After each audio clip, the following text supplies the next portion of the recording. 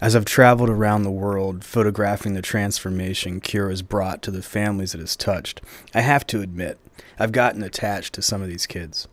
There are some standouts like Jonathan and David and Brisnelli, but none more so than Nolawit. I've been to her house a few times now, had coffee with her family. The first time I saw her, she was sitting on a mat on the floor. This mat was her sick bed as she recovered from surgery on her leg. She had a bone infection called osteomyelitis, and Cure had done surgery to save her leg. The bright and beautiful young woman would have faced life as an amputee, which in Ethiopia means you go to the street and beg for your food. So when I came back a year later, the spiritual director from Cure Ethiopia, Mesfin, and I sat down with Nolawit for an interview.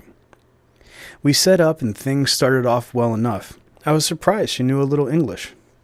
My name is Nolawit Bakala. And tell us a little bit about where you're from here. I'm from in Addis Ababa, around Asko. Then I got to the question about what her life was like as a child. Mesfin translates. So as I grew up, my leg became deformed, and at school there was no problem. But in my village, in my area, all the children were insulting me and saying all sorts of bad things about me.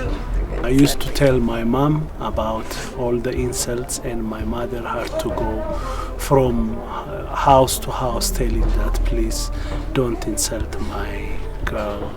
So we composed ourselves and continued on. Then we found about Cure, and I joined Cure.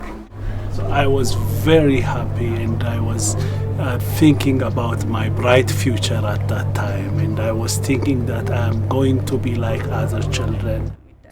Again, we composed ourselves and packed up the equipment. Nolawit invited us in to have coffee because we're in Ethiopia and that's just what you do. She made us coffee, did some chores, and caught up on homework. The same thing my kids do. Nolawit is now just like every other kid. She even said the kids who used to make fun of her are now her friends. If you want to see transformation, you not only have to look at her legs, you have to look at her face too. Here is how she felt being teased and taunted. Here is how she feels since she had surgery at Cure. And that smile says more than all the words in the dictionary or all the pictures I could ever take.